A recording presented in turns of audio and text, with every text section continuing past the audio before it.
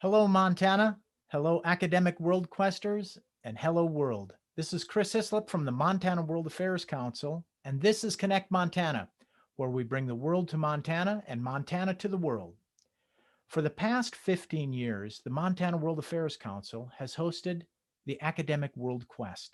It's a 3-day global education conference that brings the best and the brightest of Montana's high schoolers to Missoula every year to discuss and engage on a wide range of international issues. The 3-day conference is capped off by a knowledge competition that goes across 10 different topics on international affairs. Student teams vie to represent Montana at the national competition in Washington, D.C. Now, this year, due to the pandemic, our global conference will be held virtually, as will the knowledge competition and the national competition as well. So, in order to help our Montana students prepare for the academic World Quest, our series on Connect Montana is touching on each one of the topics that they'll be tested on in the knowledge competition. And tonight's is regarding global protests. Let me first thank our very generous sponsors for this program, the Dennis and Phyllis Washington Foundation, Allegiance, and Stockman Bank. Now let me welcome our guest tonight. Ivan MacDonald is an enrolled member of the Blackfeet tribe. He received his MSW from the University of Montana and since then has dedicated his career to racial and gender-based justice. Currently, he works as the community engagement lead for the Montana Racial Equity Project. With his sister Ivy, he is the most recent recipient of the ACLU of Montana's Jeanette Rankin Peace Award for 2020 for their work on raising awareness for the MMIWG2 crisis. His main focus has been Indigenous rights, gender-based violence, and criminal justice reform. In conjunction with his justice work, he's a filmmaker and most recently produced Blackfeet Boxing, Not Invisible with ESPN. For the last 2 years, he's been working on his first feature-length documentary with his sister Ivy, which has received support from ITVS and the Montana Film Office. Ivan, you're very welcome to the show. How are you? Thank you. I'm doing very well on this fall evening. It's a nice, crisp evening out there. We're just so pleased that you could join us, Ivan. Um, Let me just maybe start things off by asking you, the world in many ways has come to a rest because of this pandemic, but not really the pursuit of justice. Around the world, we have seen different kinds of protests here in America, certainly surrounding racial injustice. But in places like Nigeria, Hong Kong, and other places, we're seeing other protests as well. Could you give us your perspective on mass protest around the world and how the COVID-19 pandemic may have changed them? Over to you, Ivan. Yeah, so I think essentially when you're kind of look at what current protests are happening around the globe, I think contextually it's important to understand that there's some different um, underpinnings to the various kind of protest movements. So on one hand, you have protests directly related to, say, COVID lockdown restrictions, which we're currently seeing in Italy. Of course, there's been protests, nationwide protests here related to specific lockdown restrictions, etc. But you also have that flip side where it's a lot more of these more sort of historical protests that have sort of existed on a more historical continuum.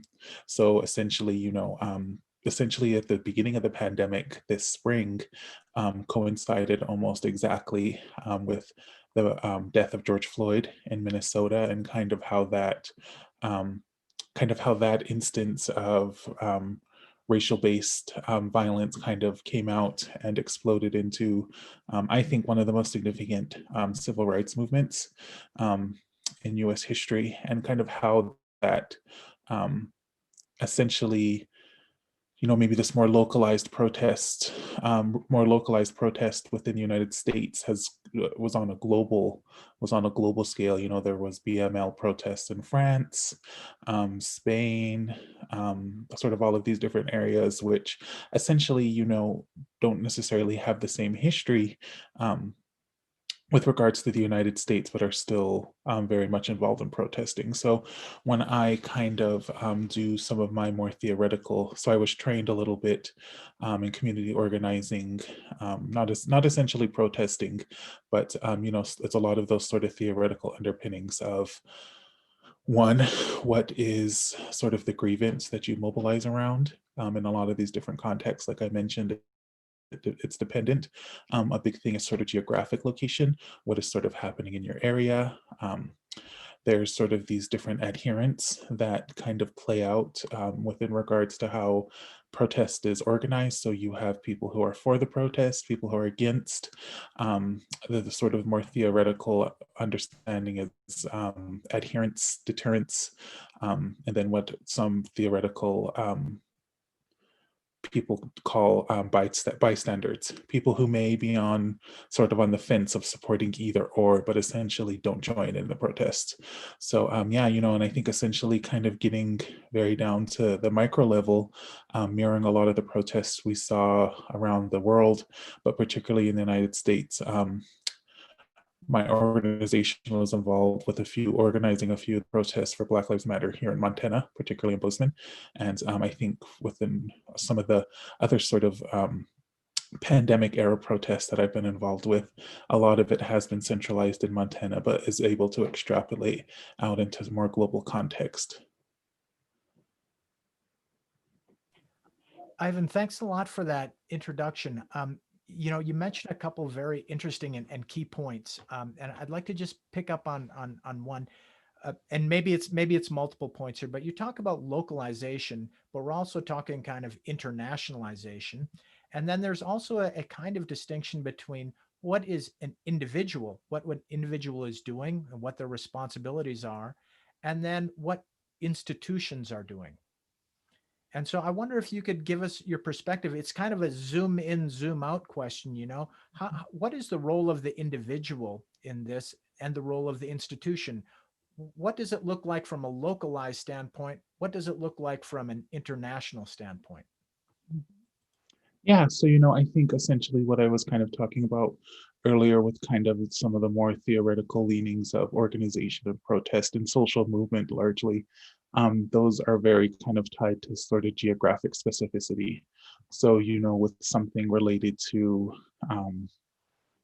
sort of, I'm thinking of sort of, the globalization, but also the macro and micro level of, I'm just going to use Black Lives Matter protests because that has been kind of the most in the forefront, where essentially, that was localized. This movement, this social movement started within the United States, but has kind of grown beyond the United States as sort of more when I was doing some initial research, I was seeing that a lot of the local or sort of the more geographic areas, their protests were kind of focused essentially within the context and the philosophical ethos of Black Lives Matter, but very rooted geographically. There was France, there was some reckoning with colonial Africa, those specific areas. And I think that when you kind of zoom in and zoom out when you think of what an individual can do, and I think that is what an individual can do in a lot of these instances, is see if said protest social movement aligns with your values. If it does, then that's a good chance to kind of mobilize your own energy. That was kind of how I got started in sort of my own work, was a lot of more sort of specific place-based, a lot in my geographical area. But as I've grown in my work, a lot of the protests and sort of organizing I've been involved with has been nationwide, not quite global wide yet. But when you kind of find those networks with people you're able to organize with, I think kind of the duty for one specific person is that ability to see whether those fit within your sort of worldview and how you can organize around those specific points. Ivan, maybe you could say a little bit more about your own experience, kind of how you came into organizing, and then some of the things you've done, and then a little bit, if you could also give us some sense of what has been the impact here in Montana of your work. Yeah, so yeah, a lot of my kind of organizing work began when I did start grad school. I've always kind of talked when I've done my presentations or talked that even though I was an Indigenous person, I was born on the Blackfeet Reservation. I think my experience was very kind of socialized to specific, when you use that saying again, geographic location. Like I grew up on the reservation. There was some homogeny with regards to who I saw around me and kind of what experiences I did have, largely tied to Indigenous identity. And I think it was when I left the reservation where there was kind of these aspects of understanding sort of a more global context of kind of, and I put it this way of, kind of solidarity and struggle, or solidarity and opposition. Mm. So my work kind of began in sort of much more of an academic realm. I have a extensive research-based background, and when I was kind of looking for a way to move the idea of organization, social movement outside of a more theoretical realm, I found a bit more of practical physicality of protest. And so my sister and I kind of with some other people kind of became some of the first missing and murdered Indigenous women and girls um, movement organizers within the state. And I was finding that within a lot of our within a lot of our organizing and protest and social movement work within the state, that we were getting a lot of recognition around the United States, and even with a lot of work around some global interests. So specifically speaking, when we began our work, a lot of our work was kind of focused on media-based work. My sister has a background. I always say she's the filmmaker. I do a lot of the grant writing and the producing.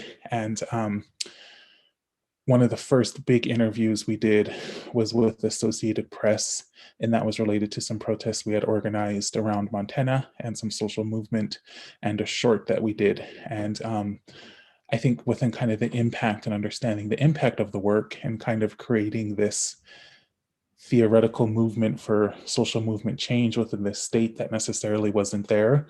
We were able to we did Associated Press, we did Al Jazeera, we were on NBC Nightly News with Lester Holt, sort of a lot of these different news organizations largely related to our work and our organizing.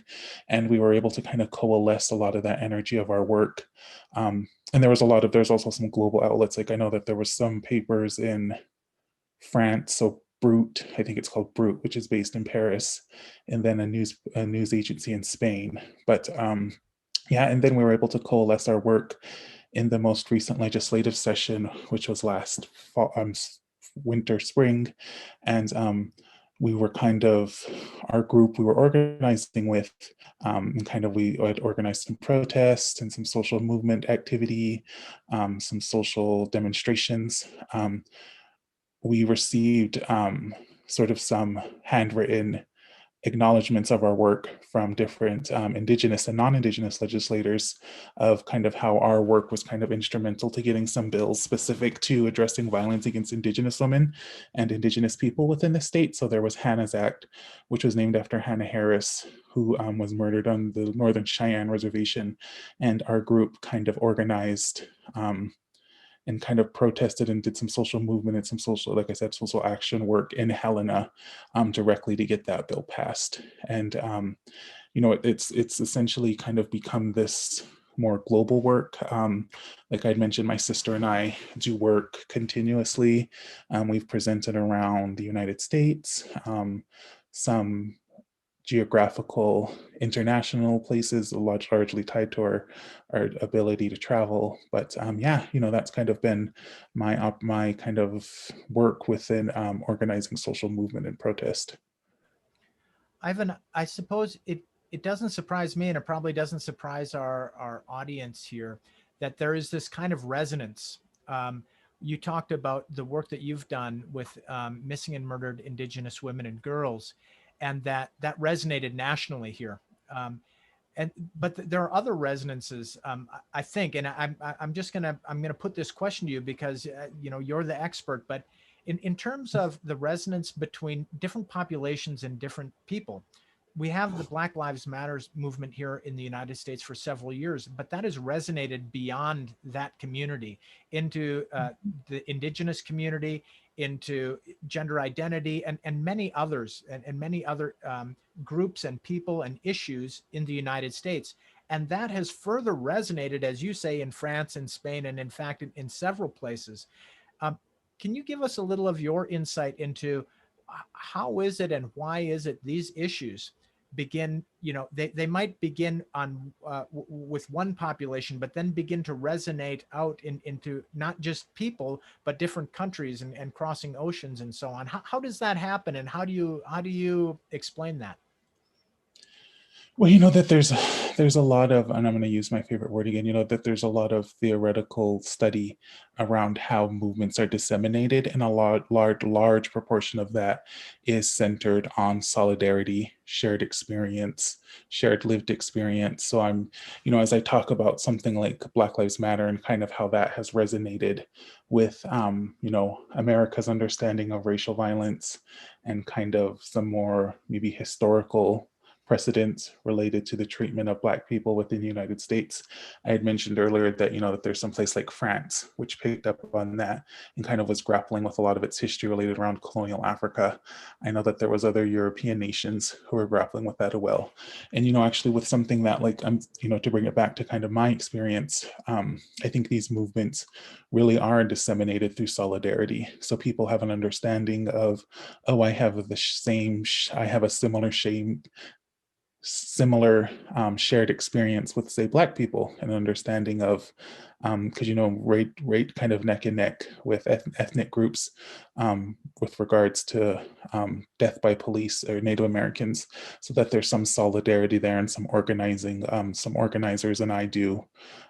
We've kind of coalesced around BLM, and then also the support that the Black community in Montana has given MMIW. But again, I kind of look at it as sort of that there's this global corridor, this sort of corridor that allows these protests to disseminate. So actually the MMIW movement grew in Canada. So it was in Canada, which started with a lot of First Nations activists in the probably probably mid 80s, and kind of trickled down into the United States. And I would say maybe with not even like the last 10 or 15 years, where it's kind of become this big thing in the United States, largely related to earlier sort of frameworks for social movement and protest created in Canada.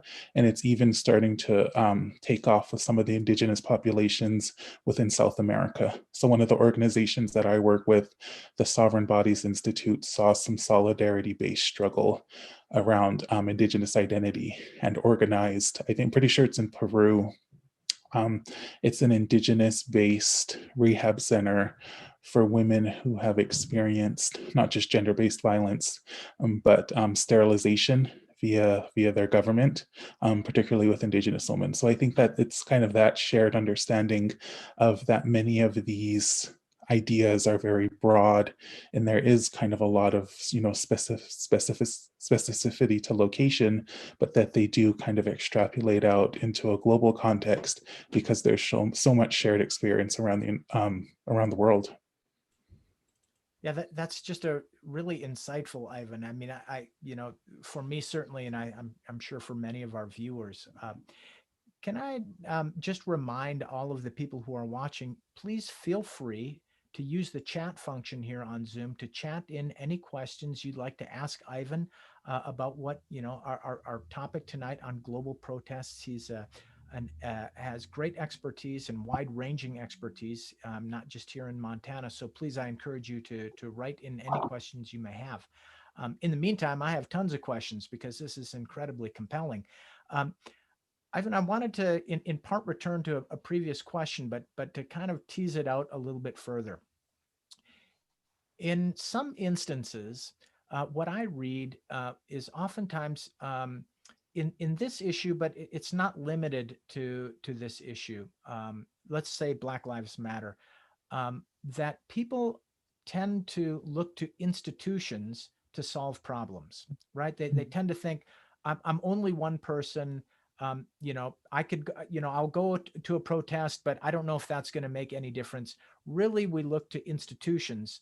Um, and I guess that, the truth is somewhere in between, that there's certainly a balance between individuals and institutions. But you didn't mention that, your work with legislators, which is the institution, our political institutions. So I wonder if you might talk a little bit, again, I mean, from your own experience, about how, How is it as an individual when you're facing this problem, and when do you begin to look to institutions, and how much resource and time do you put on this issue to create institutional change?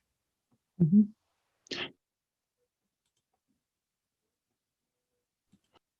Oops, sorry, Ivan, it's muted. Oh, you're There we go. no, you're yeah, no, I think that when we initially started, it was a lot of well, we're just in the group I was starting with, we're actually kind of more of a loose coalition of people now. We call ourselves the Indigenous Organizer Collective, and we have people from all over Montana, again, tying it to geographic location, understanding that we can coalesce our resources better due to geographic location, but we also do a lot of work nationally. Um, are moving to doing some work nationally, hopefully. But that kind of idea of, well, initially when we were starting this work, well, who do we partner with? Who are people who again kind of shared that same kind of shared experience, understanding? So the person that actually carried the Hannah's Act bill was Ray Peppers, who's from the Northern Cheyenne community, who knew Hannah. And so, when we were kind of looking for this institutional support, we kind of turned to people again who, and I'm kind of forgetting the exact theoretical definition, but again, it's kind of mobilizing around a specific thought or a specific action. Because as we were organizing, we were doing protests. We're like, a lot of this is very good. It's creating awareness. It's raising awareness. We were like, how do we build in action? How do we build in movement? Protests are good, but when do they start eliciting change? And so we were kind of looking for ways to build in that change. And a concrete sort of something very concrete came up, which was supporting legislative bills. I think there was 5 bills related to missing and murdered Indigenous people. And I think 4 of the 5 had passed. But that was kind of again, harnessing that power of, well, where are some institutions we turn to? Again, before I even started at the Montana Racial Equity Project, I had learned about them through my organizing, through understanding what are these agencies or institutions that are going to sort of have that similar sort of ethos to social movement, but what are also ones that are going to, another sort of big thing with social movement theory is mobilization of resources. So where are we going to get resources to do this organizing? Who are we going to partner with? And so, I kind of work within this sort of realm of being able to be at a specific place in my organizing and career where I can work with sort of institutional powers such as legislators, tribal governments. My sister and I just did a presentation for Whitney Williams before she dropped out of the governor race. And so, that kind of power around that of understanding that there are people like that, institutions who are invested in this work, but also we're able to kind of, as much as it kind of gets more macro level work with that, we can do our micro level work and kind of be able to do some more on the ground, because that's so much of our work is on the ground.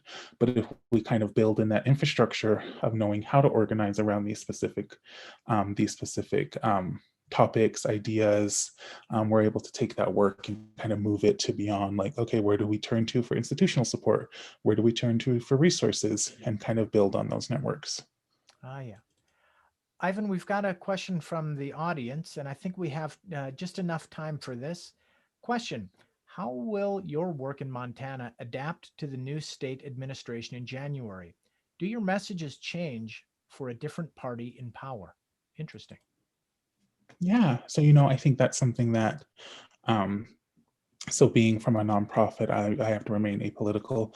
But, that is, so, when speaking of something like in apolitical terms or non-political, you talk about support for movements. You talk about, so most recently, yesterday actually, I did testimony to the State Department of Energy, if I remember correctly, it was. Maybe not have been that, but it was related to the Keystone XL pipeline and water quality, and brought up some points related to oil leaks on pipelines and how they're often hard to detect. And, if that's something I want to organize around particularly under my new position at the Montana Racial Equity Project, if that's something I'm going to organize around, say, this upcoming legislative session, I'm going to look to those legislators, those people in power, those people who have that same kind of understanding of the effects that something like a pipeline that's, has hundreds of pounds of pressure of bitumen, which is one of the most toxic substances in the world, and it's going through aquifers, and specifically the Oglala aquifer, which is used by the Fort Peck community and different indigenous communities. So, I'm going to look to people who support that kind of same philosophical underpinning I have and kind of build power around that.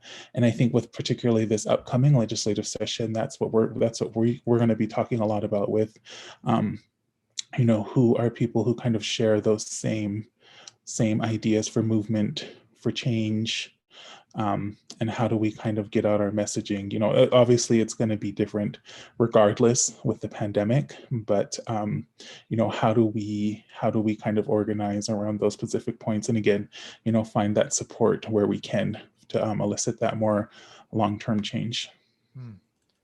Well, Ivan, we tend to cover a lot of ground in short time, and your talk was no different. Thank you so much for sharing your perspective on this really important issue. I wonder if, just in wrap up, if I could ask you if you have anything to share with those Montana high schoolers all across this state on this issue as they prepare for the academic WorldQuest. Yeah, I think I'm someone who just within the last few years has really turned to youth for a lot of movement related to social movement and protest. And I always share a story of one of sort of the first people I sort of turned to when I was beginning my work in related to protest was actually a 17-year-old girl who was living on the Flathead Indian Reservation named Marita Growing Thunder. And she was kind of the first kind of activist protester that I was like 28, 27 at the time. I'm looking up to the 17-year-old girl, but, I always tell people that youth have so much more power than they understand. And if there's something that you see that you want to change within the world, it does take a lot of work to get to that point. But if you are able to focus, get your message out, organize, get that support, you can create any change you see or any change you're looking for.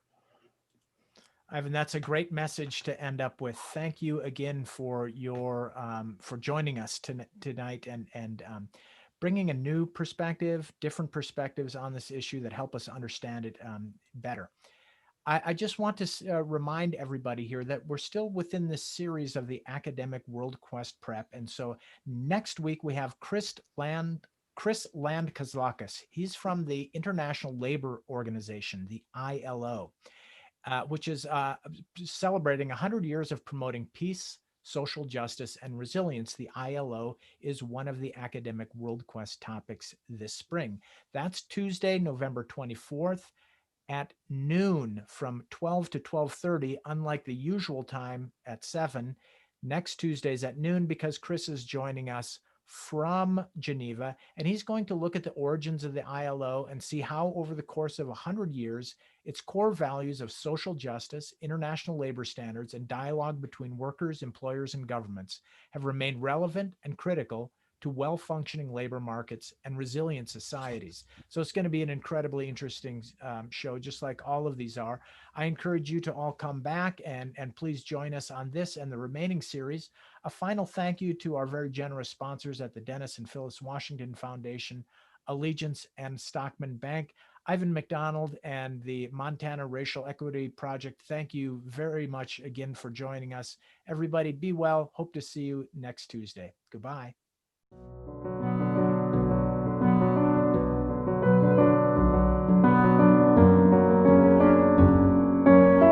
Norway, the seventh increase. The UN Truth Supervision Organization